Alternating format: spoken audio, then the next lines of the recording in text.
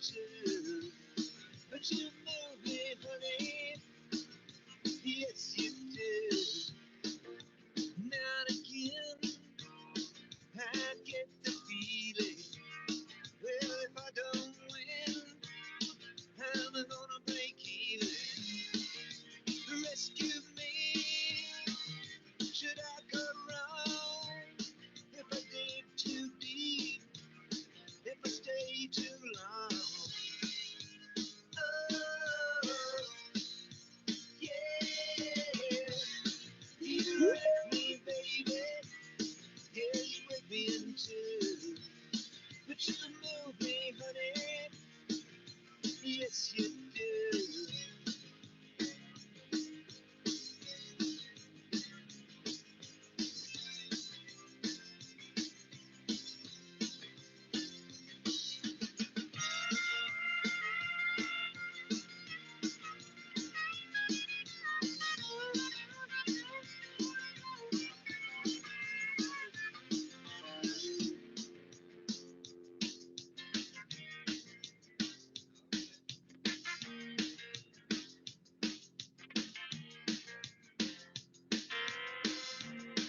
I'll be the boy in the corduroy pants.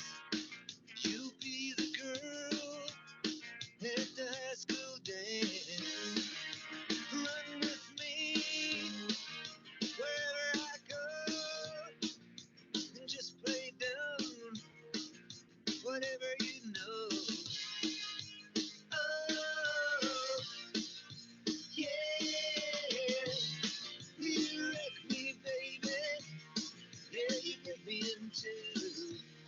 But you move me, honey. Yes, you do. You wreck me, baby. Yeah, you break me in two. Oh, but you move me, honey. Ah, yes, you do.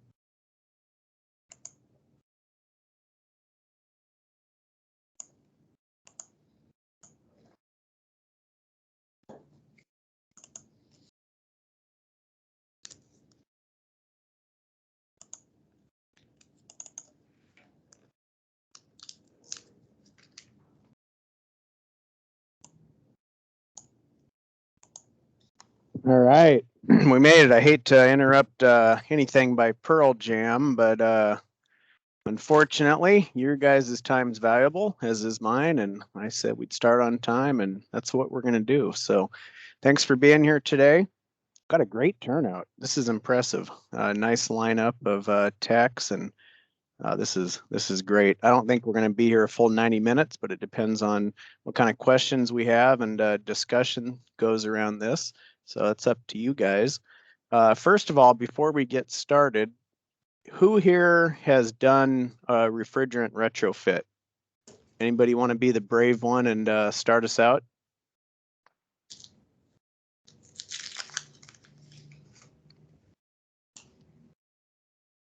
Someone's out there. Come on, don't be shy. No retrofits yet. All right. Well, I'll tell you what. Wait, I was hang on. trying to get to the button there. I've done a couple. You've done a couple. I've done a couple. Okay. What did you retrofit from and to? We went from, I have a facility that has 4 carrier condensing units out of the late 70s, 2 60-ton and 2 80-ton condensers. About 6 years or so ago, I converted them from R22 to R427A. Okay. And how did it go? Other than going through and changing the oil and dealing with some refrigerant leaks, the customer really has no idea other than the refrigerant is a whole lot cheaper. And more available. Much more available. Yeah. All right. Well, that's a good example. And yeah, that is the idea. Looks like James Martin has typed in, said he did a few train 90 tons. So yeah, as a company, we've certainly done quite a few, more than is being represented here. We've done a lot of IntelliPacks, got them off of 22. We've done quite a few mammoths, downtown Seattle, and then a good mix of some smaller stuff. So we as a company, we've been doing quite a few over the last 5 years, but it's time that we ramp up more. We're really starting to see the pressure on supply and the price, and it's just time to make it happen. And so that's kind of what this is about, is to start having that conversation more. And as we go through this, I'll kind of show you what we're doing as a company to set you guys up for success and really get the word out so that we can start doing more of these and get our customers off that green stuff. So with that, we're going to jump into it here, and let's see. We'll hit the mute button there. I don't know if that was a water feature or what was going on there, but we'll go ahead and hit the mute button for a minute. All right. So if you guys got any questions or comments, throw it out there. I'm going to try to ask some questions as we go in, and I'm going to try to manage the mute button here too. Just try to limit the distractions so we can get through this in a timely manner. So let's see here. All right, so for what we're discussing today, we're going to go through a quick refrigerant kind of phase out history, talk about the phase out that we're going through now, customer options that are out there, what we're looking at in the future, because of course things are always changing. And then what we're not discussing is flooded evap equipment. So we're not talking about centrifugal chillers. The big manufacturers have engineered solution for those products. And so just so you know, we're not talking about retrofitting any centrifugals or wheel machines out there, anything with a flooded evap. So kind of a quick little history. Some of you on this call were around for the phase out of R12 and some of those other products you see there, phased out back in the kind of mid 90s. So this isn't new. We've gone through phase outs before. We started the phase out of the HCFCs actually back in 2015. We started talking about this, how we're going to phase those down, and then the last of what's considered virgin R22 and the HCFCs was actually produced January of 2019. And that was the last time that any of the major manufacturers produced that for consumption within the United States. So we're going on a couple of years now since any's been made. And now we're in the HFC category. That's our retrofits, and we're actually starting to phase down on those. And I'll show you the timeline for that. So we're going to start getting rid of those ones you see next to the gold star. That's going to be the next one. We'll be having this conversation, but with HFCs here in a few years, and we'll be getting rid of your 134s and what we're putting in systems now, what systems are shipping with. And then we're going to start seeing more of these HFO refrigerants. There's hydrofluoro oil fins. You've probably seen some of these out there in cars now. The 1233s, the 1234s. There's HFO blends, and there's just pure HFOs. So those are becoming more common, and we'll have a quick discussion on what those look like and kind of what you can expect to see those in. So kind of why they do this. If you look, no, nobody really likes charts and graphs, but I threw a couple in here for those of you that do. Where we started out back here, you can see we started with ammonia and what are called the ethanes, so butane and methane and some of those actual hydrocarbons. And you can see here, this lists out how long a product lives in the atmosphere. You can see what its ozone depletion potential is and its global warming potential. And those are the two terms that we talk about when we talk about the effects of these products on the environment. There's the ODP and the GWP. And we phased the CFCs out because they had a they lasted a long time, 50 years. And they had a huge ozone depletion potential. That's where that hole in the ozone low layer came from, over Australia. And so they pulled the trigger and phased those out. We went to the ones we have now. You can see they had a good drop in the ozone depletion potential, but something we started tracking was this global warming potential, and that's the ability of a gas to trap heat within the Earth. And so they had a really high global warming potential. So now we're starting to phase. We started moving away from those. You can see the Hfcs here that we moved into while they had no ozone depletion potential. We realized that they do have a global warming potential. And so once somebody from the EPA and the scientists figured that out, now we're starting to go to some of the blends, and we're starting to go back to, you can see like CO2. You've been hearing a lot about CO2s coming out. Whole Foods and Trader Joe's had a big push. They've been putting in a lot of CO2 systems. And then you can see up here, you can see your hydrocarbons. Some of you have worked on these in the true single and two-door beverage coolers. A lot of reach in or freezers have those. You can go to Costco and buy them with $2.90. I know some of you down on the south end, down at Kaiser, the old Group Health, have worked on some of these, the R290 propane units. And those are great because they're very low on global warming and ozone depletion. And then finally, these HFOs that we're moving into now here in the next few years, they've kind of checked all the boxes. They don't last in the atmosphere. They have no ozone depletion and very low global warming. They do have some other side effects that we'll talk about. So this started back in 2015. We started phasing down the HCFCs, specifically R22, which was the big one. We started phasing those down until 2020 was the last. We couldn't have it anymore, but they stopped making it in 2019. They produced what they needed. And then as of 2020, there's been no more virgin R22. And of course, that had the effect of affecting the price, supply and demand. As the demand's always been there, the availability, the supply went down, and our price now has been skyrocketing. So recently, McDonald Miller's been paying somewhere around an average of $1,200 per cylinder of R22. That's a 30-pound cylinder, not a giant one, which is a huge jump from just 2019. It kind of bottomed out there in the last 5 years in 2019, then shot back up. So that's kind of driven the response here to really take action, get some training out there, make sure everybody knows what the options are, and start getting this into the customer systems so we can wean them off of 22, and hopefully I'll be in a better place in the future if they're going to try to squeeze some more life out of these R22 containing systems. All right, there's your little history lesson. So what are our options? Well, there's really 3 options. You can do nothing, just let it ride.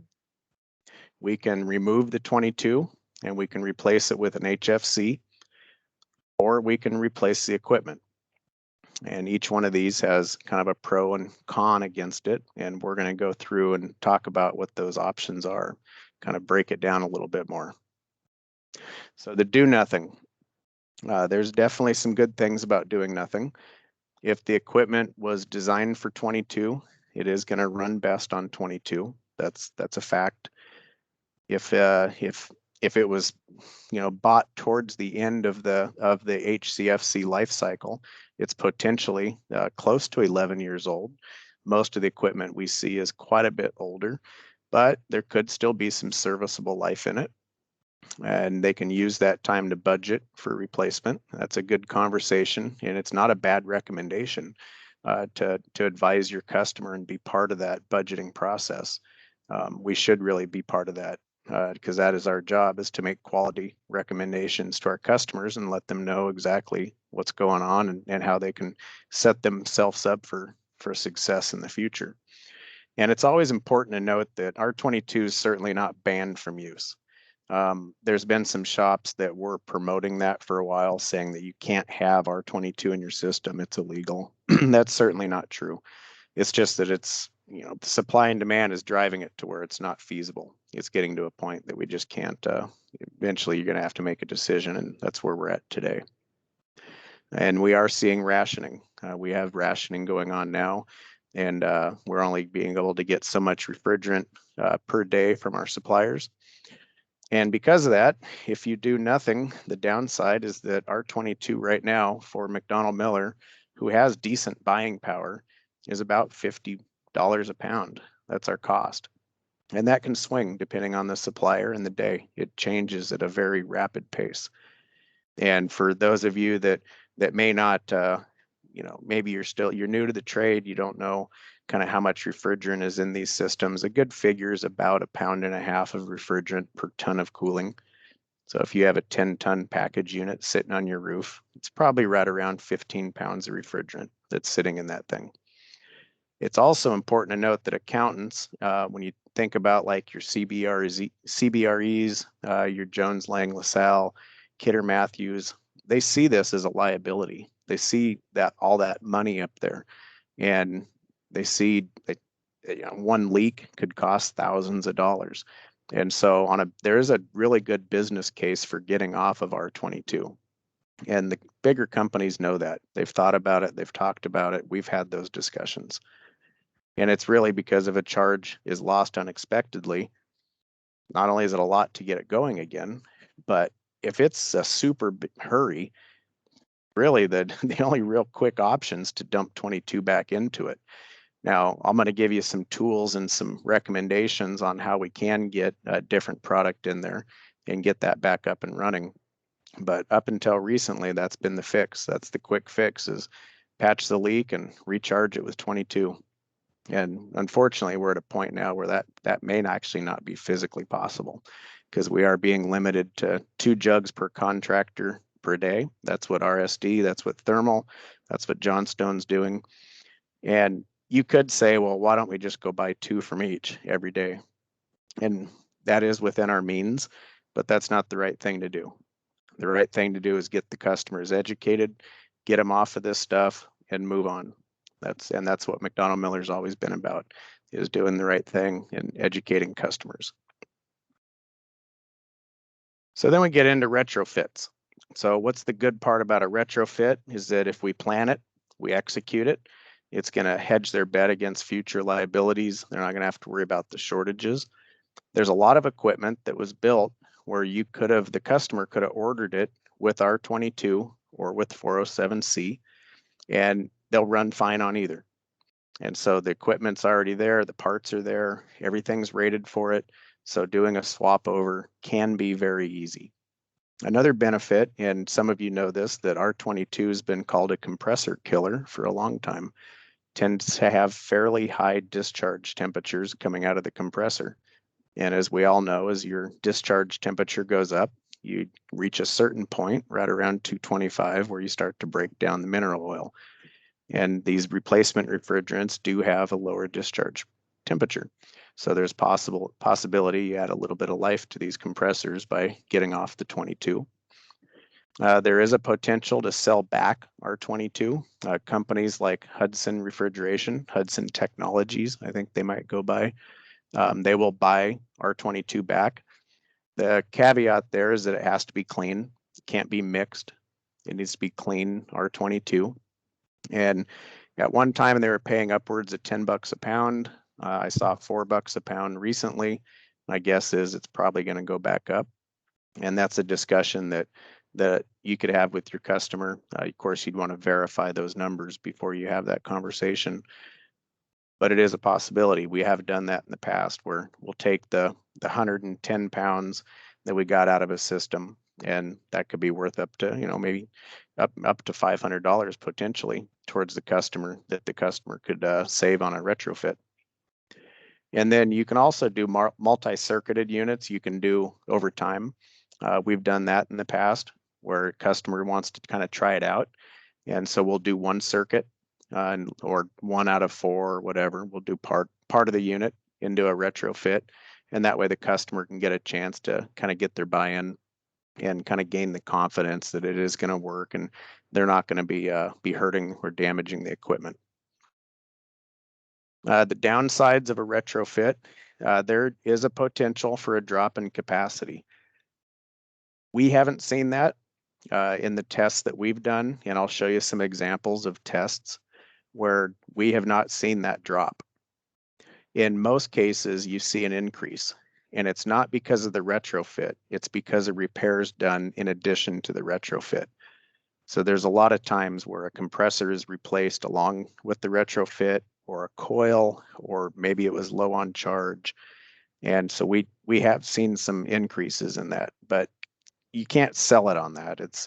You have to expect a bit of a drop. But it's important to note that that is only going to occur on a design day. And most of our condensing design day temperatures are right around 105 degrees, somewhere between 95 and 105, which, with the exception of this year, we generally don't get to. So it hasn't been an issue. There could be a decrease in energy efficiency, meaning that the compressor amps could go up a little bit. We do see higher discharge temperatures or pressures with these, not temperatures, but pressures. So you do see a little bit of an amp draw increase. Oil return could be an issue, and we'll talk about that. We'll talk about which systems and how to mitigate that. And that's really only on line set type units, so split systems. Warranties will of course be voided, but on all this equipment we're talking about, it's minimum 11 years old. So warranties generally isn't going to be at play. And then planning is important, because parts are probably going to be required depending on what the equipment is and could have a long lead time. In that example in the beginning, there was brought up about a unit from the 70s that was retrofitted. And if there's parts in there that are required for the conversion, it could take a while to get, or it could be a long lead time. So some thought needs to go into this. Most retrofits don't happen immediately, although it's certainly possible. And I think with some of the tools that I have here to show you, we're going to get good at it. And as we get better, it'll just be something we do. Won't have to think about it as much. We just get a few under our belt, get used to doing them, and it's not going to be a big issue. And then of course, unit replacement. Of course, that's always going to be the best option. The downside is that the current units that probably have an HFC in them, 410A, is already scheduled for a phase out. So starting to feel like kind of technology buying a computer. By the time you get it home, it's out of date. Well, that's kind of the feeling you get with new equipment too. Washington State's banning HFCs in supermarkets now, and chillers are going to be started in 2024. Currently, that's always up for that. Any of this can change, but that's how it's being presented. All right, so what's Mac Miller doing? We standardized. We did this in 2017, I think it was. We had a refrigerant retrofit committee. I was on that. Darrell West headed up the committee. And we sat down and through a meeting of the minds, we came up with really two options. We came up with an option for an immediate replacement where the oil is going to stay like it is. It's going to stay as mineral oil. And we came up with a longer term, more intense retrofit process where the compressor oil is going to be replaced. And when we looked at all the different options out there, and there are a lot of options, one of the things that we really considered was availability. And when you look at some of the other options that are out there, they're sold as being very, very impressive on paper, but you can only get them at certain supply houses, or you could only get them out of one place down in California. And that's not the McDonnell Miller way. We like to set customers up so that they have a long-term solution and they're not just tied to us. That's one reason that we sell Honeywell products that are open protocol, backnet. And we wanted to do the same thing with refrigerant. So we standardized on Honeywell refrigerants. It's available across the United States, most supply houses, really easy to get. And that was the real driving force for going with these two replacements that we're going to talk about here today. So the first one, this is 422D. Currently, as of yesterday, it cost McDonald Miller $11 per pound to buy. I believe that was United Refrigeration. It is a considered, and you can't see me because I turned off my camera for this, but in quotes, it's considered a drop-in. And I say quote because there is no true drop-in, but it does work with the existing oil. Most R22 equipment shipped with mineral oil. There are some exceptions. There's some Hfocils that ran POE, and I'm sure there's other one-off equipment, but most of our equipment shipped with mineral oil. And R22 is really good at moving mineral oil. It's also good at moving POE. And so for a retrofit refrigerant to work without an oil change, it has to be able to move the refrigerant. It has to be able to entrain the oil, push it around the system, and bring it back to the compressor. Because if it doesn't do that, eventually we run out of oil and we have a locked rotor compressor. This refrigerant, 422D, does move the oil around. It does move mineral oil around. It doesn't do it as well as R22, and it actually moves POE better, but it does move mineral oil around. So it's a really good option straight out of the can for package units.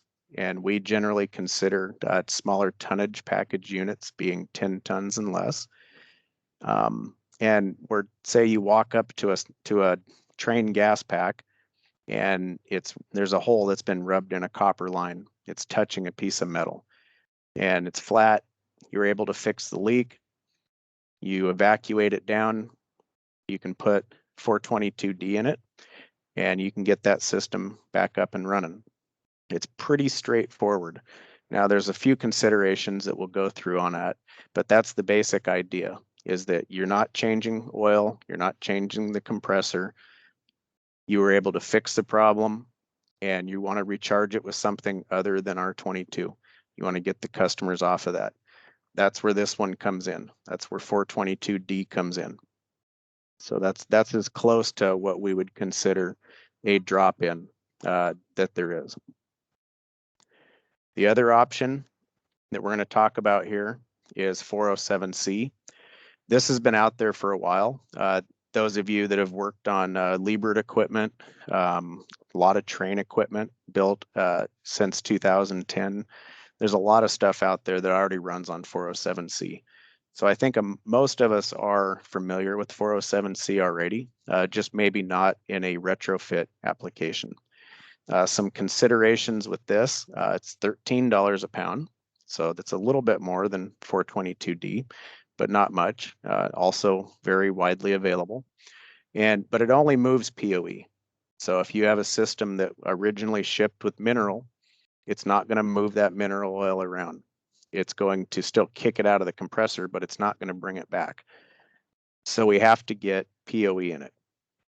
It's much closer. It's closer to R22 in capacity than 422D is, but there's still a little bit of variance, but not much. And when we do the oil change on it, we'll go through the specifics. We want to make sure that we're getting 80% of the oil charge inside that unit, that it's 80% of its POE. Honeywell does say 20% is acceptable, but we want to aim high on this one. We want to make sure we're not starving or we're going to ruin these compressors due to lack of lube. We'll talk more about oil and some of that here in just a minute. But those are our two basic options. 422D, that's going to leave the mineral. 407C, we're replacing the oil in the system and we're going to put POE in it. This really, when you think about, like, if you have a compressor that's failed and you order a new compressor, those compressors, they're really not coming with mineral anymore. They're either dry or they have POE in them.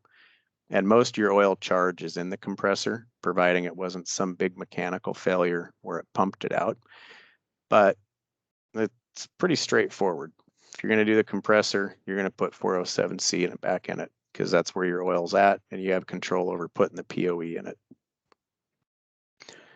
So what are we doing?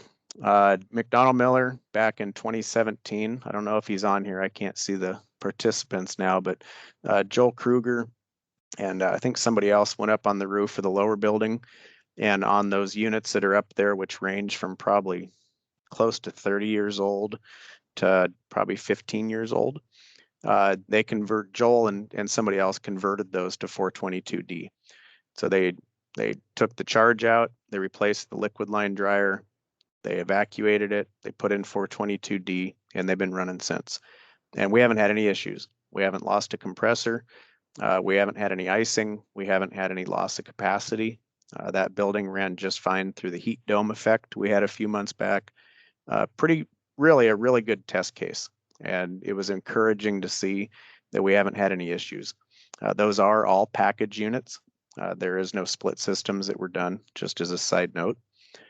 We have done a lot of Liebert conversions. We've done them to 407C from 22. We've done a lot of IntelliPacks. We've done a lot of Mammoths. And to my knowledge, we haven't had any problems with those types of systems. And I wanted to show you one of them that we did. This was down, some of you might know this building. I think it's called Colo. Maybe it's down around the Tequila area, maybe a Sabi or close to a Sabi data center. I think they're airflow units, but we did a retrofit where we took some readings before. We took them on R22, and that's the one on the left there. And you can see down at the bottom, there's the total BTU per hour. And so on the R22, we were absorbing 303,000 BTUs per hour. And then on the right is the 407C conversion. And you can see where our BTUs per hour went up a little bit. Now, I don't remember the specifics on this, but I think the evaporator coil was replaced at the same time. And that's probably where the increase in BTUs came from, would be my guess. But it's important to note that we didn't have a loss, which is good. And another thing that kind of plays into this, if you look at the sensible and latent heat on the left versus the right, you can see we actually dropped latent heat and picked up sensible heat. Probably airflow through that coil would be my guess. Looks like we might be moving more air through there. But that was a good test case. I do have some others available that we've done. If somebody wants to get copies of those, we've done some tests to kind of see what happens. All right. So before I move on to how you kind of start this process, does anybody have any questions? Hey, Seth. Yes, sir. This is Andy. Hey, Andy. Hey, I was curious on, I joined late because I didn't have the opportunity to plug in right away while I was driving. Did you mention, it sounds like this 422 is perfect for small tonnage machines, but you didn't really stress split systems. Yeah, I did mention a little bit. So with split systems, it does matter what it is that what led to you being on site. If you rolled up because of I'm gonna see if I can mute you there, Andy, or something. I hear a lot of scratching. See if I can. Oh, sounds like you fixed yourself. On a split system, if you're out there because of a leak and the compressor's good and you're not opening the system up, you're not pulling the compressor out, you don't have any reason to touch the oil, you can put 422D in there. I'll show you, there is some requirements to adding some POE oil in there. And it's there to ensure that we do get oil return. Because while 422D does move oil, mineral oil, it doesn't move it as good as R22 did. And it doesn't move it as good as POE. So it works great on close coupled systems, package units. But on split systems, we're going to want to add some POE to it. I'll show you the amounts here in just a minute. Good question, Andy. Anybody else have any questions before we move on to procedures? Jeff, you got any questions? No? Okay. All right. Hey, Seth. Yes, sir. Were you going to discuss larger tonnage systems, for instance, large screw chillers? We have a bunch of train screws and carrier screws that have R22 in them still. Mm-hmm. Is this something we're going to address in this meeting as well? So I did say in the very beginning that this is not covering flooded evaporative equipment. If you have a flooded evap, no, this is not for flooded evap. But if yours is DX. if it's a standard, DX. if it's a standard DX, yes, we have done that. Over at the Newport buildings, over in Factoria, those are they're SR5s, I think. Those got converted here, 2 years ago. There was a couple of them, those big mammoths with the screws. Those got converted to 407C, and those, from what I've heard, is they've been running great since.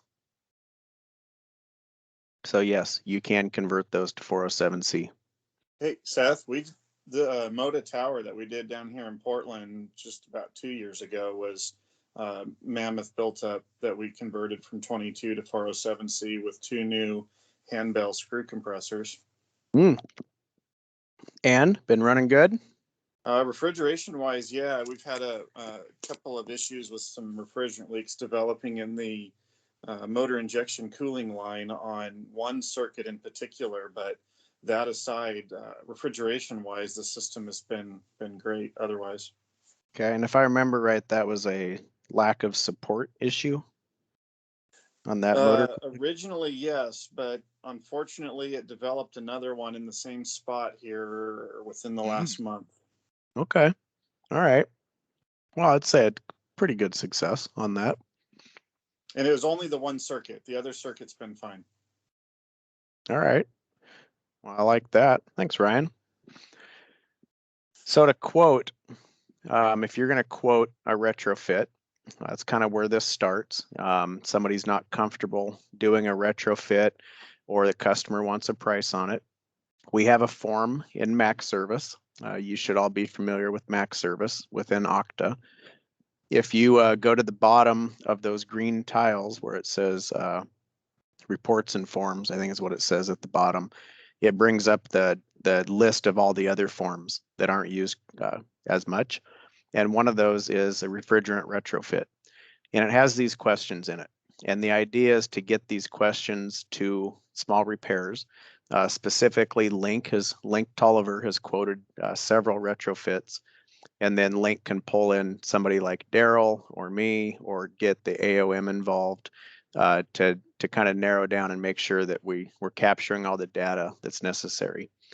And what we're looking for is how many circuits are in the unit, what's the current refrigerant, what's the oil, how much oil, what's the total charge, is it fully charged, is there oil drains, because that plays a big part. If there's no oil drains in the compressor, then we have to figure out, are we going to take the oil out, or how are we going to add oil? And there's a few considerations there.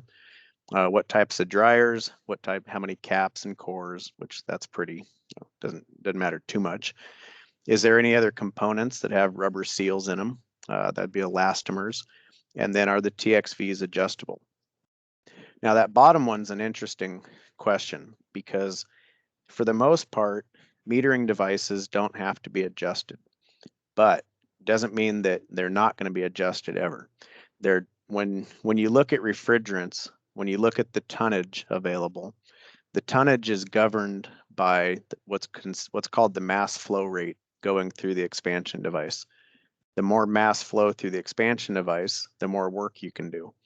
And refrigerant, depending on its density, has different mass flow rates per tonnage. And so there's always the possibility on a thermal expansion valve that we have to open it up a little bit so that we can increase the mass flow rate to maintain tonnage. We haven't had the issue yet, but it's important to note, just so that we can have that available if we do run into an issue where, say, there's a data center that's already bumping against its maximum capacity. We want to take some considerations into that before we actually convert it, and see what our options are. For like fixed orifice pistons or capillary tubes, that's generally done by adjusting the charge. You could, of course, change the length of the cap tube, or it could be a charge adjustment. So those are the questions that you'll be presented with when you do that quote. I think I kind of already covered that, but on the bigger equipment, we can do individual circuits.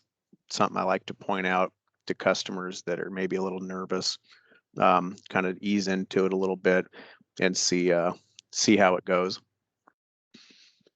And then when you start poking around in the unit, take a look at the TXV if it has one. A lot of them you'll see that they're already stamped 22 or 407C. And while we already know that they're compatible, we already know that the mass flow rates are similar, it does add a little bit of kind of eases customers and eases technicians that doing a conversion is already kind of planned for the by the manufacturer, and that it's not going to cause any issues or drastic changes in capacity. And kind of seeing that it goes a long ways to helping somebody understand that it's going to be okay. You're not putting a foreign substance in there that it was never designed for. And so I kind of like to highlight that picture because of it. So then the big talk that comes up with conversions is leaks. And specifically it's the elastomers. It's the rubbers that are in there, or the O-rings. And there's a lot of myths out there that say it's the POE. Well, the POE doesn't cause the leak. If anybody's ever put synthetic oil in their vehicle, especially an older one, you start getting leaks. It happened on my Jeep. I thought it'd be great to put synthetic in it, and it just ran out the bottom. It came out surprisingly fast. And POE is really good at finding leaks. It's very, it tends to be thinner, and it just finds areas to come out. And so the leak is a symptom. It's not what's actually causing it. What happens is when you have an HCFC, a hydrochlorofluorocarbon, the chlorine, which is that first C, causes elastomers to swell up. So when you put the refrigerant in there, that chlorine is really good at penetrating the rubbers, and it causes them to swell. And then when you take the HCFC out and you put in the HFC, those elastomers go back to their original size. They don't shrink, like they don't go smaller than they were built. They just shrink up back to their original size. And when that happens, it opens up the potential for leaks. So it's important when we quote these to note any areas that have O-rings that potentially could go back and potentially leak, and we want to replace them, or we want to tighten them up. And that's something that we've seen with like motor terminal plates. If you have a semi-hermetic compressors, like like a discus or a Fushang or something, where you can actually tighten the motor terminals, you can do that. And that's just fine. Same thing if you have like even really Schrader cores and caps. Like if you take the time to actually tighten down the Schrader cores and tighten down the caps, that's fine. Generally, we end up replacing those just because they're cheap and easy. But if you can tighten it, then that's one way to hedge your bet against having those leaks. But we want to go through and identify the other components that we can't tighten. So things like this, like liquid line solenoid valves, heat reclaim valves, EPRs. When you look at the build of these, especially like you look at like this solenoid valve over here, like when you look at this valve body and you can see there's a little O-ring down inside of here for like the needle and seat. You can see like the valve body and how it comes together with the other half of its valve body. Like just when you put this thing together, those pieces of metal touch already. So just going around and retorquing the screws isn't going to tighten that thing up anymore. They're already touching. The way it was designed is what does the force. So the only way to really prevent a leak there is to replace it or rebuild this valve here.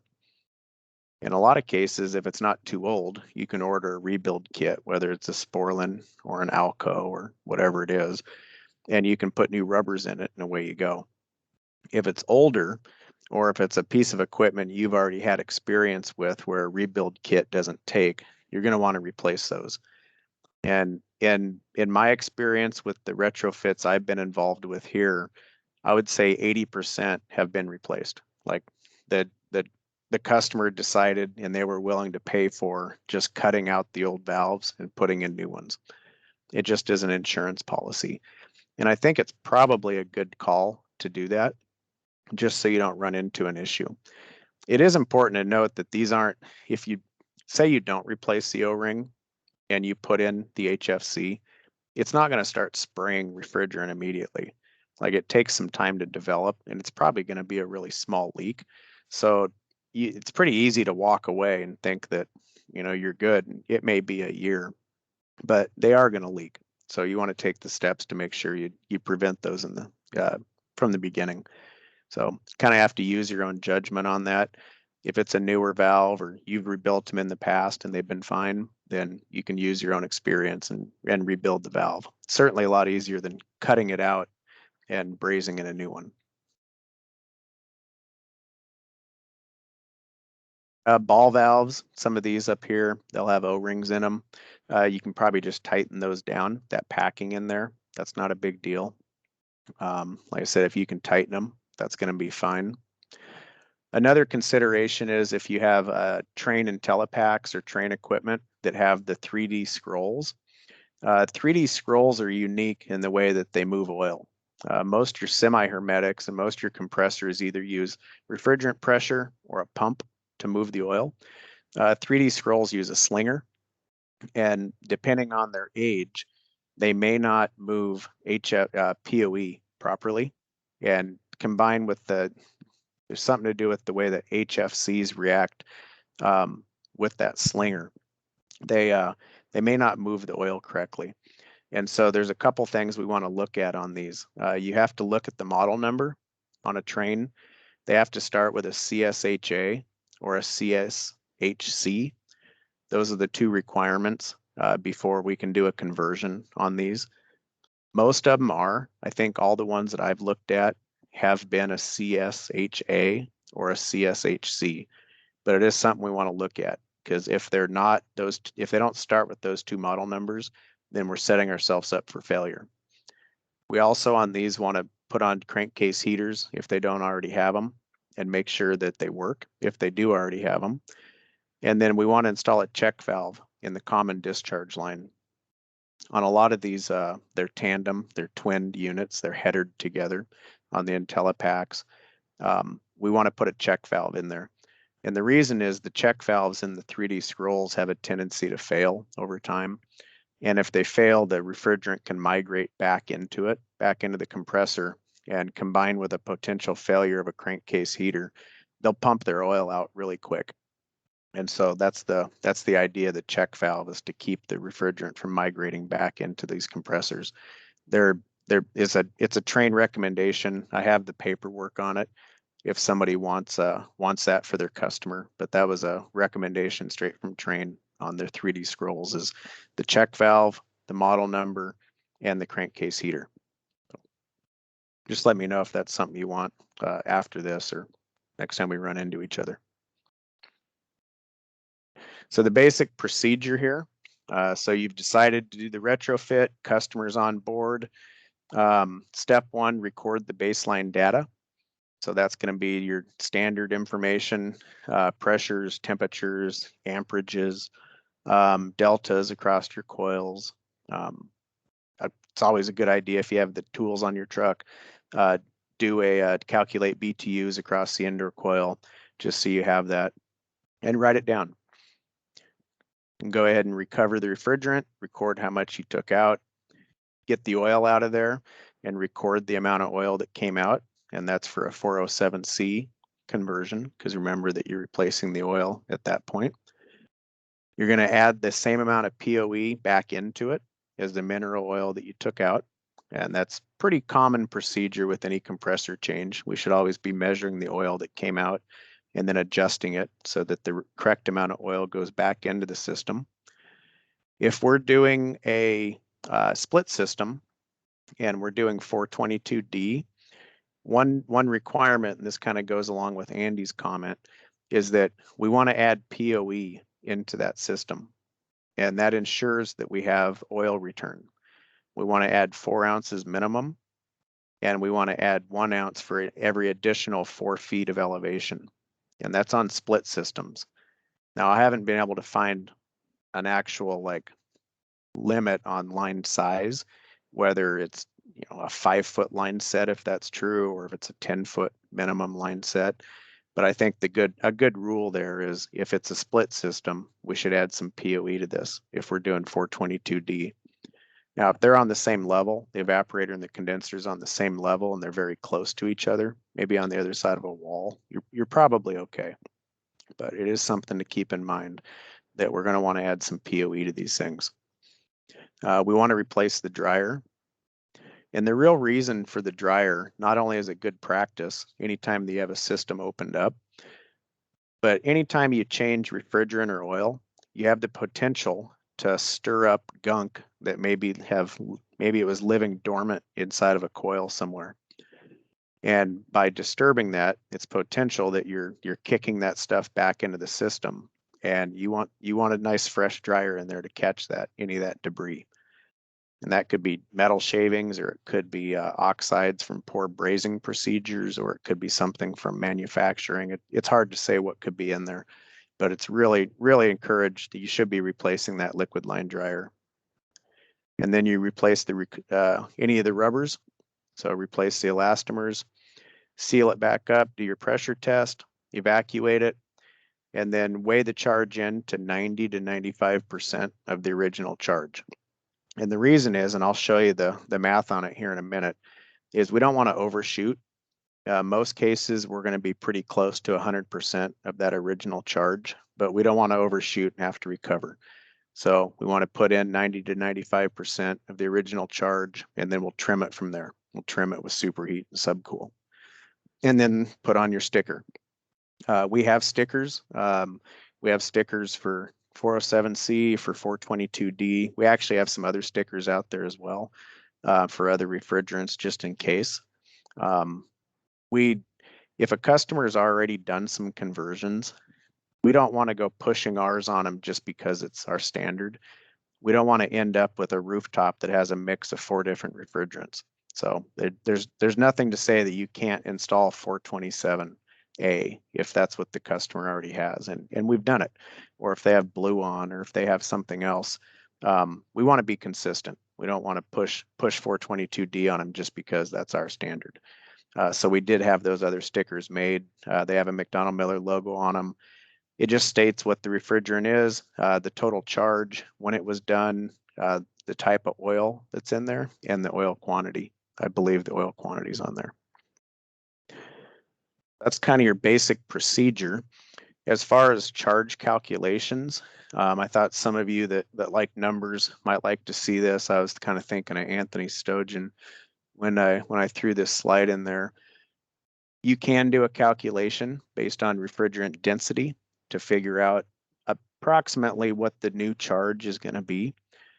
And so as this says, you take your pounds of original refrigerant times the density of the new refrigerant, and then you divide that by the density of the original refrigerant. So as their example here, 1,000 pounds of R22, you're going to end up putting in about 959 pounds of 422D. So that's right around 4% less, something like that. So there is a way to do it. You would still charge it to about 90 to 95%, and then trim it, I think would be a pertinent in this case. But you can do a calculation and get pretty darn close. And then there's kind of a guideline down at the bottom there as far as the relative charge size and what you're going to be looking at. So it kind of falls in that 4 to 5% less range. And of course, once you do your conversion, these are blends. They are blended refrigerants. You guys have been used to 410A for a long time, so a blend is nothing new. These do have a little bit more of a glide, meaning that there's a difference in the pressures between when they condense and when they boil. So paying attention to that glide is going to be important. 407C has a bigger glide, 9 to 13 degrees, or PSI, I think it's supposed to say, but does have a bigger glide, and 422D has a bit of a glide there too. Rule of thumb, something the way that I remember it, is when you're doing superheat, you use the DO, so DO for Sue, and use bubble for subcool, sub for bub, or bub for sub, however you want to say that, to kind of help that stick so that you don't get your math backwards and end up with superheat and subcooling that doesn't make sense or potentially looks good when it's not. So that's your little tip of the day there. As you kind of look at the PT chart there, I peeled off some kind of common evaporative and condensing pressures, temperatures, just for reference. So you could see like here, like 22, of course, at 40-degree coil, we ran about a almost 70-degree pressure. If you're going to put in 407C, you would expect that to go up a little bit to about 80. So you're seeing a little bit of a jump there on the bubble. So bub sub, so that's where you'd take your subcooling. You could see your actually on your vapor is less than R22. So your due for your superheat, due it's going to change your math just a little bit, just the way you think about it, but that's no big deal. We're all technicians here, smart. And then with 422, you're going to see a little bit of difference too. So you can see a little bit higher on the bubble and a little bit lower on the due. So something to think about. One word of advice: if you have head pressure controls that operate off of pressure, you would set it in between. So if you had a head pressure control that say you wanted to operate, keep that condenser at say 100 degrees of condensing, you would put it between here. So you'd go probably somewhere around, I don't know, 112, something like, or 212, something like that. So you just kind of pick a spot in the middle, and that's where you set your head pressure control. Does anybody have any questions or advice on glide or PT charts or blended refrigerants here before we move on?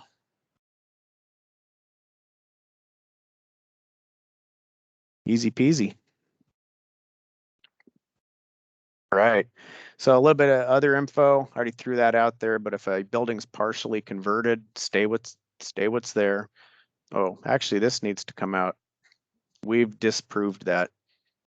We can do heat pumps with these. So that's my bad. But heat pumps are acceptable. When we first got into this, we were kind of nervous and we weren't doing any heat pumps, but we have done some heat pumps and they do work. So no big deal. And then if you guys do, when you're doing these conversions, if you can kind of send me some information or send it to your foreman or AOM, it'd be nice to build a little bit of a database so we know what we've done and how they came out. It might be able to help out the next guy, especially if it was kind of a hassle. I have some of that from some of the equipment that we've done, but I think we're going to see that we ramp up really fast here. We're not looking to convert every piece of equipment out there, but we do want to educate the customer. We want them to know what the risks are. And, if the equipment's running, that's the best time to have that discussion. If it's running, just let it run, but it depends on their risk tolerance. If they're up for a gamble, then it can stay as it is. If they want to hedge their bet, maybe they can get some money back on selling the R22, or it's perfectly legal too. As long as you're moving the refrigerant between customer-owned equipment, you can take that R22 out and store it, and they can use it on another piece of equipment within their facility or that they own. So like CBRE or the other big property managers, they could bank their own refrigerant. They could bank some R22 and then convert the ones that are maybe more important or have the most liability. So there's some options there for you. And kind of what's next. Hey, yeah, go ahead. I kind of remember reading into the refrigerant reuse in the past, and isn't it also regulated to the same, technically regulated to the same site address, or is it just the customer? I know it's the same customer for sure, and I'm pretty sure that you can move it around, but it has to be the same customer-owned equipment. Okay. Like they have to own it, but I will verify that for you. Thank you. So what's kind of next for us? Currently, the standard is in the zone offices that we stock refrigerant. We stock 10 cylinders of 22, 10 of 410A, 10 of 407C, Some areas have others, 134A, 404A, and some of that. What we're going to do is we're going to cut that R22 supply down from 10 cylinders to 5 in the zone offices, and we're going to replace those with 422D. So you'll have that available. And I would recommend that you grab some 422. Oh, damn, it says B. It's supposed to say D. Well, grab some 422D and throw it on your truck. And so it's available and it's ready. So you can use it when the time comes. Because if it's not there, I'm not going to use it. So make it easy on yourself. We've kind of talked about a little bit of how to, we're kind of getting all these different refrigerants, and it's like, well, where do you put all these things in your van? That's a discussion that's ongoing. Hopefully you have an area. We don't have it on a corporate level, don't have an answer on where those are going quite yet. It's not going to get any better as we go through more and more phase outs.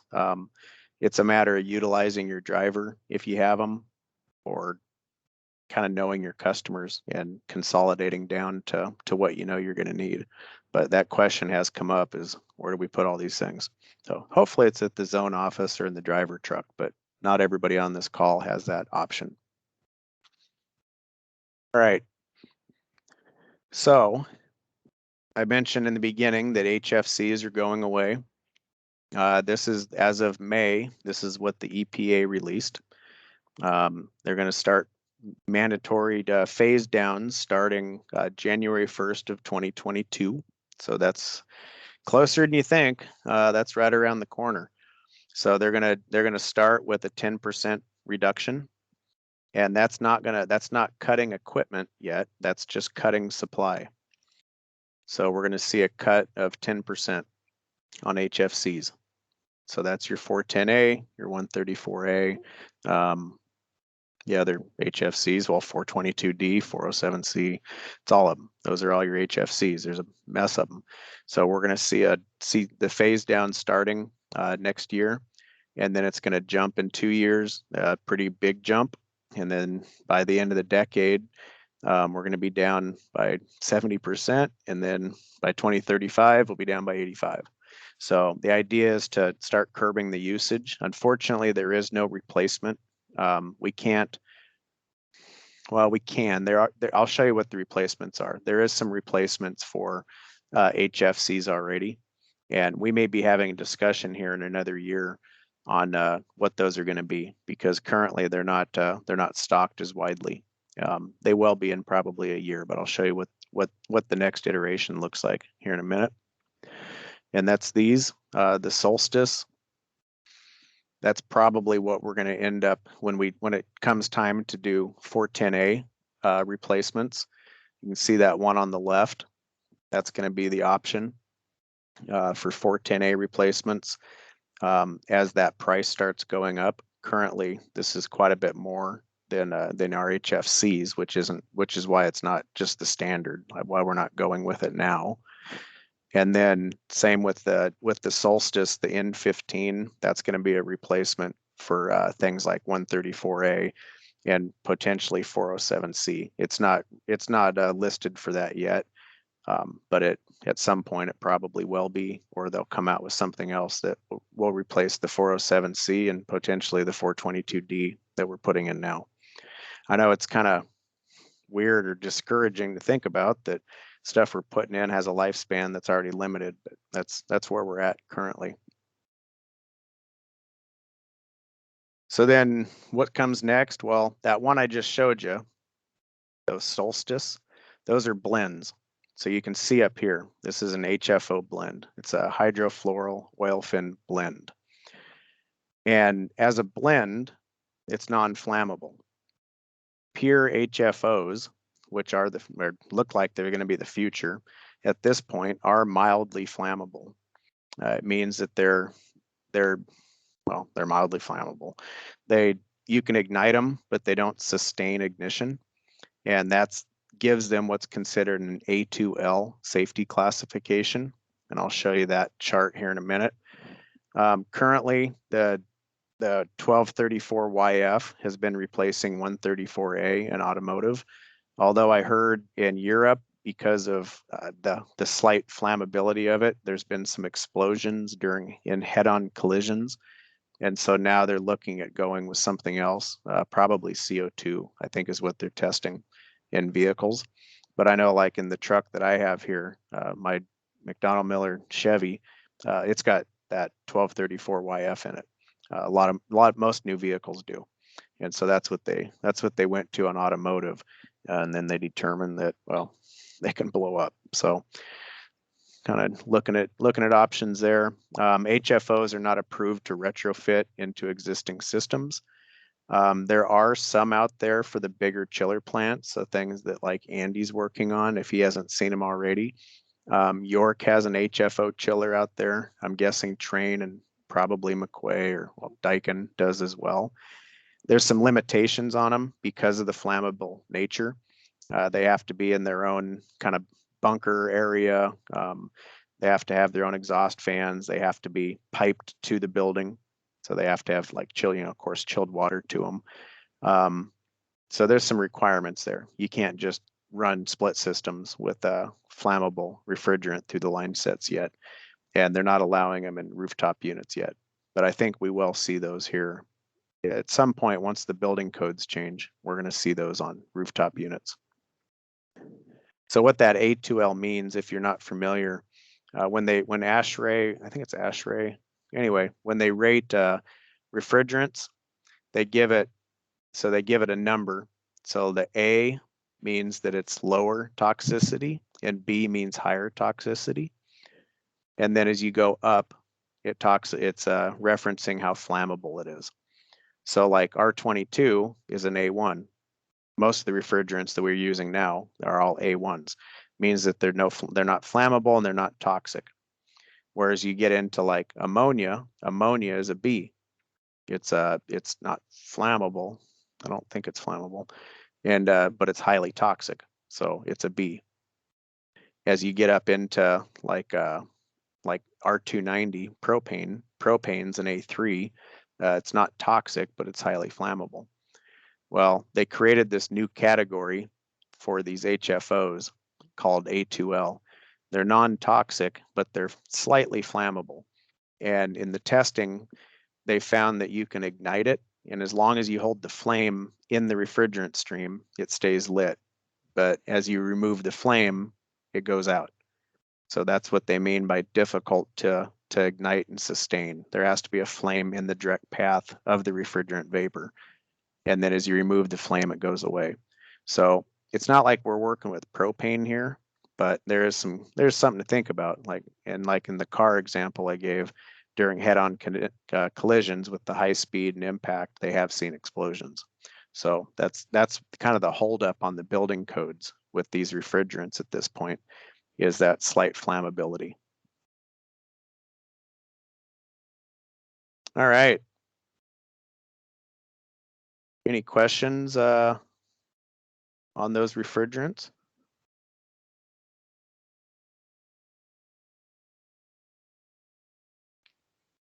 A couple things in the news. Washington has, well, I didn't finish the sentence, but Washington State has adopted some building code language that will allow for the Class A2L equipment.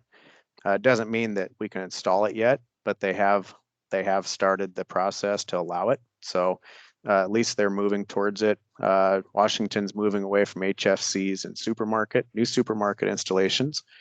And then, yeah, that's about it. I know there's a committee that I'm kind of part of through Department of, Ecology, that they're really concerned with refrigerant venting right now. So we're probably going to see some more requirements coming down the pipe here in the next 5 years on more, McDonnell Miller's always done a really good job. I think all the big union shops do a good job of tracking refrigerant, but there's a lot of smaller shops that don't, where they'll just blow and go, or they pull the equipment out and vent it.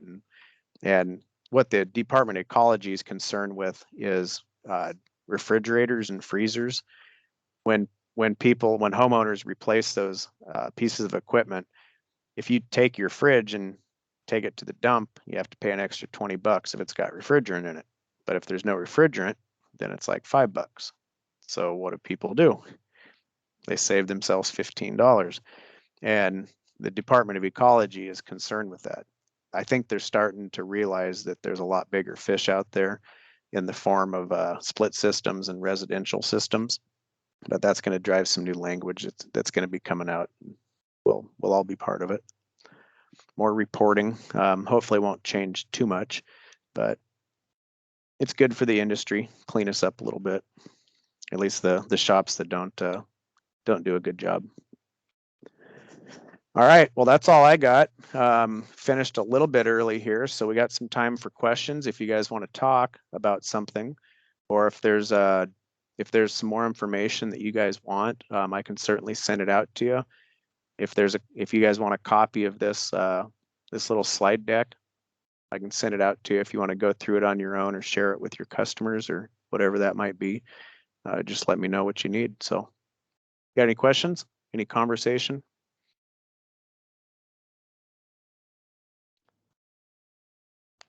Yeah. Hey, Seth, I got one for you. All right, Joe. Hey, so a couple weeks back, I did a 422D replacement on a 5-ton carrier package unit. I got to it. It's been a unit that's just been chronically running low on charge, and he finally agreed to do a repair. Find the leak and repair it. And we went with 422D.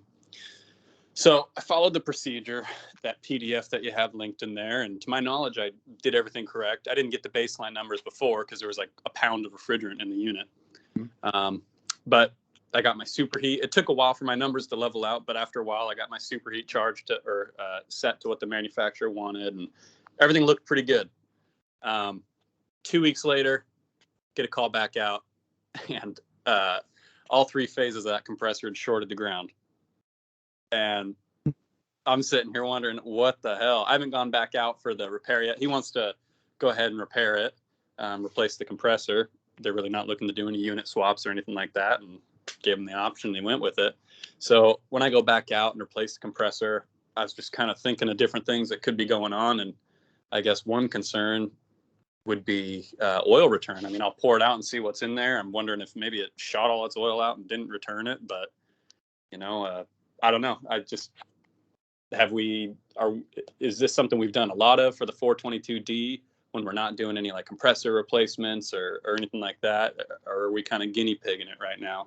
Has anyone else had stuff like this? Or well, if it was running that low on charge, it was probably the oil was cooked. Yeah. So probably changing it. And Seth and I went through this. Anytime you change refrigerants, you change the character how that machine runs. Mm-hmm. So there's always risk. I'm assuming the damage was done before you put the refrigerant in. Yeah, and I'm thinking I should have I don't know if maybe the insulation was on the way out. I didn't megum the compressor, check that. Definitely something I'm going to do going forward.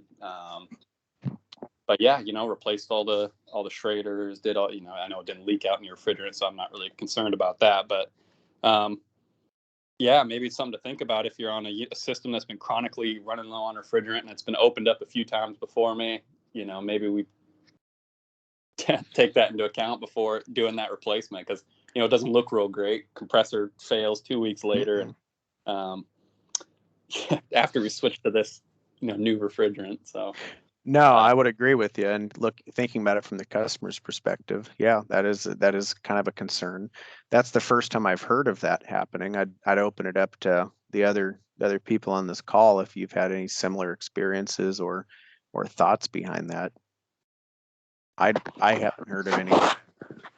Well, it sounds to me like Daryl said you bake the oil, and then you mentioned earlier that you add these different freons in. It's going to stir the system up. So whatever crap and sludge from previous repairs and all that good stuff probably just went right into the compressor and just baked it.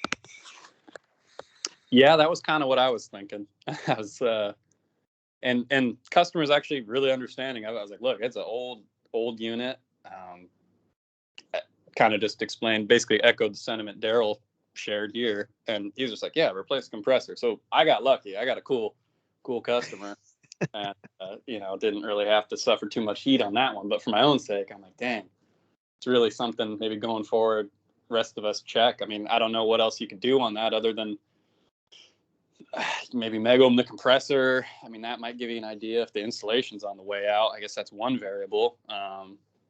But Yeah, maybe I think that's a good one. maybe it's not a great idea on a unit where it's been opened up multiple times, and that's not always easy to tell. But on this one, I know the service history of it, so it's kind of a bit of a Frankenstein at this point. Well, unfortunately, there's always a risk there, and especially on that older equipment. And all of a sudden, you're taking out what's been in there the whole time, and there's a very good chance you're gonna stir stuff up, and you change the operating characteristics, just like Daryl said. And it is a risk. I mean, ideally, our first suggestion, providing it's realistic, is to replace the equipment. Yep. And when customers have something that's 25, 30 years old and they're trying to limp it along, it's as long as they're aware what's going on and they understand the risks, this can be a very successful recommendation and procedure. We've seen it time and time again. Honestly, it might have just been better to suggest in the first place, just kind of refurbish. I mean, I'm essentially refurbishing an old unit, new compressor. And I was like, if I'm doing that, I'm going to do the condenser fan, just a few other little things that'll take out other variables or things that often fail once they start getting old. Because I don't want to start nickel and diming and coming back out for this small thing and that small thing. So I don't know. This is just my first conversion, and that was my first experience with it. So I'm not against it. It was pretty dang easy to do, and it was fine and all that. But these are just those little things I think we'll have to run into and maybe share, so other people don't smoke a compressor and maybe not have as cool of a customer about it. Well, I'm going to put that in there as a suggestion to meg the compressor, just to kind of get a baseline.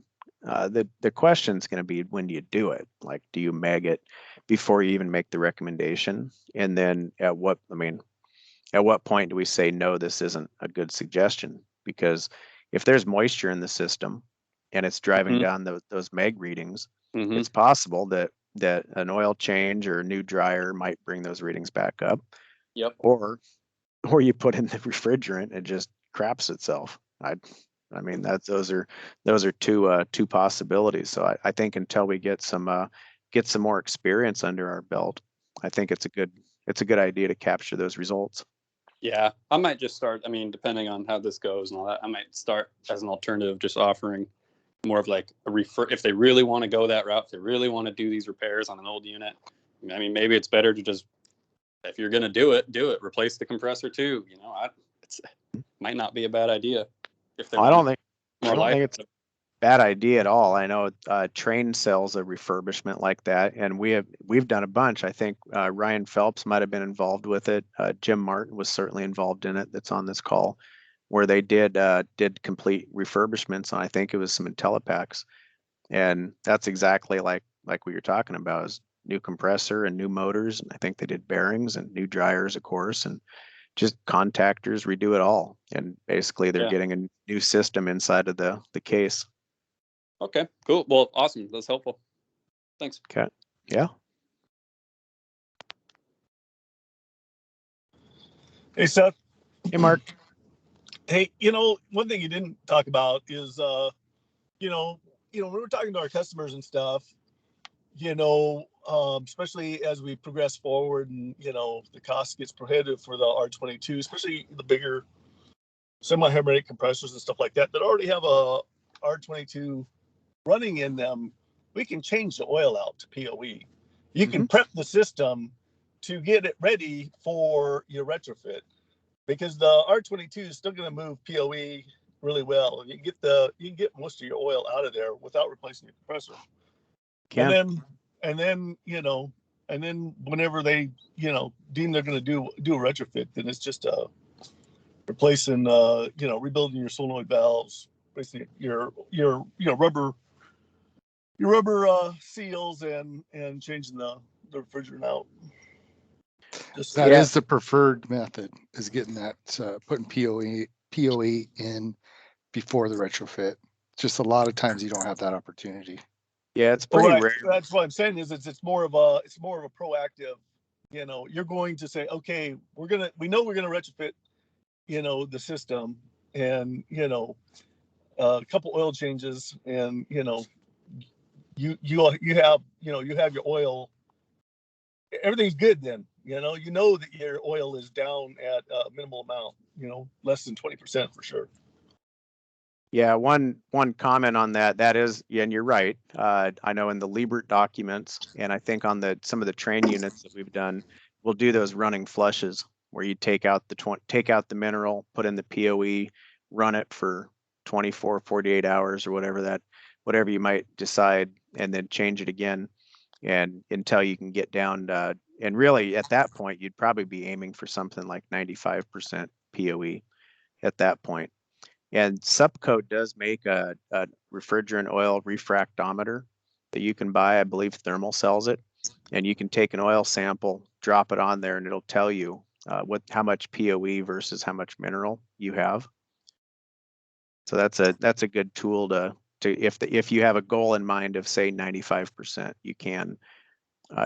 Another kind of word on that a question that comes up is what happens to the mineral that's left in there? Like, is it bad? And it's not bad in that it causes an immediate issue. It doesn't mix with the POE and make some weird gel, but it does log itself in the system. And it's going to end up generally in the lowest part or in the coldest, so probably the evaporator. And it's going to sit there and it's going to take up space. And so depending on how much oil you have, it might take up the bottom row, might take up the bottom 2 rows of your evaporator. And so now you're running out of space. You're not using the full size of that coil. And so you're reducing the capacity further. And that's the real benefit for getting all that mineral out of there.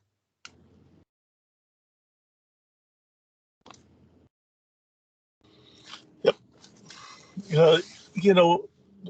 Here's another thought on that. That I don't know who it was that was talking about. He placed did a retrofit. And he lost the compressor. You should be talking to your customer and you tell him you're giving him the risks. At that point, it's his choice. If he chose to retrofit an old piece of shit and it craps out, that's on him. You advised him. We can try to do as best a job we can to prevent a failure, but especially like a small system like that, you don't know what the condition of the oil was prior to it. And if you wanted to be real thorough, I guess you could pull the compressor out and dump the oil out and put some POE. But at that point, the cost is Might as well replace the compressor. Exactly. Start fresh. I think it's a great idea.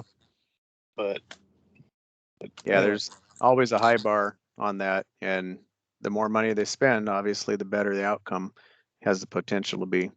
So thanks for your comments, Mark. Yep. Anybody else have any comments there? Yeah, I have one question here. Where do you find the form for the retrofit? You said there was a form. Where do I find that? Yep. If you go into open up Okta on your phone, and then do the little verification thing that it asks for, and then go into Mac service. Okay. And then down at the bottom of those green tiles, it says reports and forms. And then as you scroll down, so it's just in there. Yep, there's one called Refrigerant Retrofit. All right, perfect. Thank you so much. And it's got a little blurb on the top. It says, if it's a heat pump split system, or, something I forgot to mention, if you have equipment with electronic expansion valves, EEVs, you can't just arbitrarily put a different refrigerant in because they have different operating pressures. And an EEV is based on a program that looks at pressures and temperatures and adjusts its valve based on a known curve. And if you change out the refrigerant, that curve is different. So you have to make sure that piece of equipment can be updated with the new refrigerant. It has to know what that is. So as a general rule, EEVs they get disqualified unless proven otherwise. If you can, that you can load a new program in there or otherwise tell the driver of the EEV that it has a different type of refrigerant, then you can do the conversion. Otherwise you can't. But it says that in this form that if it has EEVs, and then don't quote that until somebody's consulted. The form also has those model numbers for the Train 3D scrolls in there for your reference, and the blurb about the crankcase heaters and the discharge check valves. So hopefully you find that useful, Andrew. Will do. Thank you. You're welcome.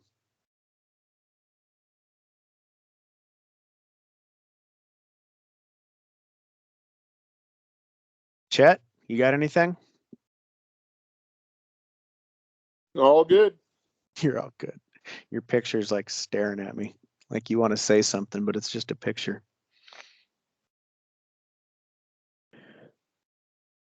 Brian Haithcock Just sent watching me you. just one. Oh yeah, my camera's on, huh? Good thing I wasn't picking my nose. Brian says he did a retrofit on an energy lab unit at Redwind recently. Brian, you still? Oh, I see you there. How'd that go? It went okay. I mean, there was some learning curve to it. It was interesting. You talked about stuff in the system getting loose when you do the retrofit. So I guess to back up, I did a compressor on that system like 6 months prior. And then, I don't know, three months later, the ball valve, there's a 2 5/8 ball valve that the packing blew out. Jeff actually found that. And I had to replace the ball valve. And being that the refrigerant, blew out, we had to make a decision. And we decided to do a retrofit. We pumped like almost 3 gallons of oil out of the compressors. I figured this is a good time to change the oil. And the oil is a little bit discolored. Put new oil back in there and was this mineral? Was this mineral oil to start with? And you put no one. I think they were actually both POE oil. One of them might have been mineral, but I didn't want to take that chance. I wanted to start all over. But we put 3 gallons roughly of POE in, and I replaced 2 of the solenoid valves because they were no longer offered. Emails were sent to the manufacturer, and they were like, yeah, that's this valve, but we don't offer rebuild kits to get rid of the rubber. And then one of the check valves was rebuildable, and that took just fine. Started it up, and I had 15 degrees of subcooling, and I had 60 degrees of superheat. And my discharge temp was up to 225 within 15 minutes, so I shut it down. Let it cool off for a bit, adjusted the valves. I kept the discharge temp down to around 220 after that, but I could only get my superheat to around 40. I talked with 2 of the foremen and tried everything that they told me to, give a try. But ultimately, I just pulled the charge and replaced the TXVs, and it was perfect after that. So I'm thinking that there was stuff in the system that clogged up those TXVs. But could you see the debris on the inlet? I couldn't. I never took the TXVs apart, but there is that screen. They were like OVL 15s, Sporlan valves. Yeah, balance port. And well, there was 2 of them. They were tandem, but there wasn't a balance of any kind there. It was just their teed. I'm looking at my phone to see if I can figure out what model number they were. I guess it doesn't matter, but yeah, it'd be interesting to know if you could see the stuff in there, kind of get an idea because it does sound like something got stirred up there, and it made its way to the metering device. I replaced the dryer. There's liquid and suction dryer cores. There's 5 cores between the 2, and I replaced those when we did the first round. The second round, I just ended up valving them off, so they were never exposed to anything. But I, as far as I can tell, I didn't get any debris in it that I could see. And the valves, it was weird because the valves did respond when I adjusted them, but just not to the point where I needed it. After we were done, we were like 15-15 roughly. and the discharge temp was steady around 165. So I was happy with that. We had a good split, but it was definitely a learning curve. Yeah, sounds like it. Well, it sounds like in the end it's working out okay. Just yeah, something got stirred up there and unfortunately made its way in there. That is a risk. Absolutely. Yeah. All right, folks. Well, we made it the full hour and a half. Nice work. I thought for sure we'd end up a little bit early, but this worked out well. Got some good comment and discussion in. Appreciate that. And your time. If you guys have any questions or want to talk more about this, yeah, I mean, I'm interested to know about retrofits as we do them, what we can learn, and how we can make them better. Because think about the amount of work we do as a company. There's a lot of opportunity there for doing these, and the better we can get at them, the more efficient. That's good for everybody, good for the customers, and good for us. So with that, thanks again, and I'll see you on the next one. Thanks, Seth. All right, see you guys. Thanks, Seth.